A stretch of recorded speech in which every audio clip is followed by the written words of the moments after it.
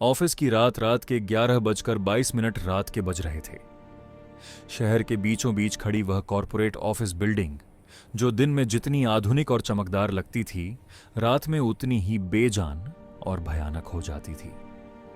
बाहर सड़कों पर ट्रैफिक की आवाज भी अब धीमी पड़ चुकी थी।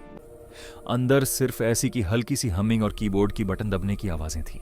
आरव अपनी डेस्क पर झुककर काम कर रहा था, आंखों के नीचे गहरे काले घेरे, कंधे थके हुए।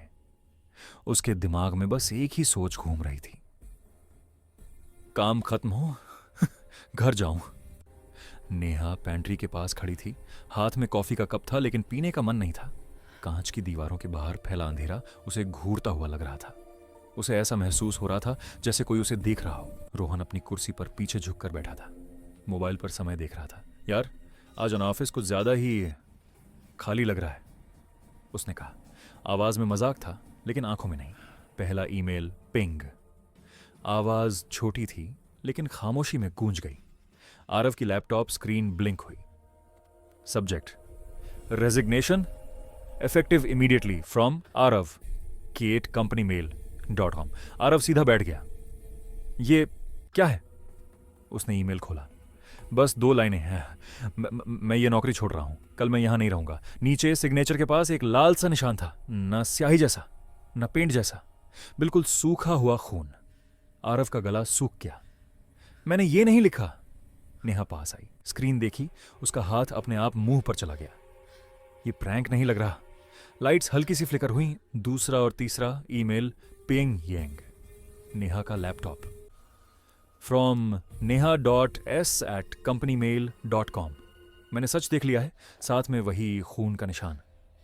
नेहा का दिल जोर से धड़कने लगा।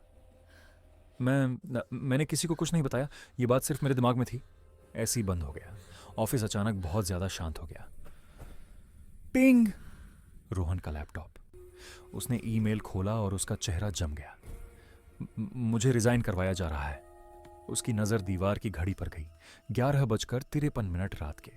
रोहन ने धीरे से कहा, कोई मजाक है क्या? अगर ये मजाक है तो बहुत बेगंदा है। ऑफिस बदलने लगता है। आरव ने लिफ्ट का बटन दबाया। कोई जवाब नहीं। सीढ़ियों का दरवाजा लॉक्ड। लाइट्स फिर से फ्लिकर हुई, इस बार ज्यादा देर तक। जब रोशनी वापस आई, ऑफिस बदल चुका था। क्यूबिकल पहले से ज्यादा लंबे लग रहे थे, परछाइयां जमीन पर नहीं, दीवारों पर रेंग रही थी, जैसे पूरा ऑफिस सांस ले रहा हो। नेहा के कानों में हल्की सी फुसफुसाहट गूंजी।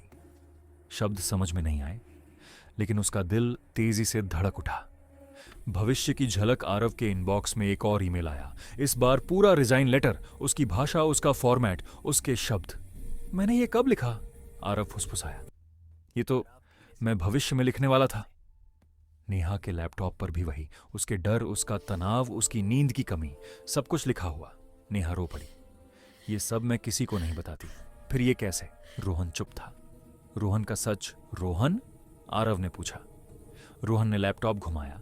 स्क्रीन पर एक फोटो थी, कॉन्फ्रेंस रूम। फर्श पर खून और बीच में रोहन की लाश। दीवार की घड़ी 12:01 सुबह। नेहा चीख पड़ी। असल घड़ी 11:58 PM। ऑफिस स्पीकर से आवाज आई, रिजाइन करना जरूरी है। आवाज इंसानी थी, लेकिन उसमें कोई भावना नहीं थी। अंतिम मिनट स्क्रीन पर शब्द उभरने लगे। ये ऑफिस सिर्फ काम नहीं लेता, ये लोगों को अपना बना लेता है। प्रिंटर चल पड़ा। रोहन का रिजाइन, खून से साइन किया हुआ। रोहन पीछे हट गया। मुझे यहां नहीं रहना। घड़ी 11:59 PM। आरव और नेहा ने एक दूसरे को देखा। बिना कुछ बोले सब समझ गए। दोनों ने अपना रिजाइन SND कर दिया।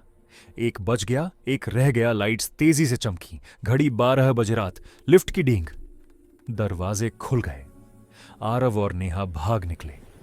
रोहन वहीं खड़ा रह गया, जैसे जमीन ने उसके पैर पकड़ लिए हों। मेरा रिजाइन स्वीकार नहीं हुआ, उसने कहा। लाइट्स बुझ गईं।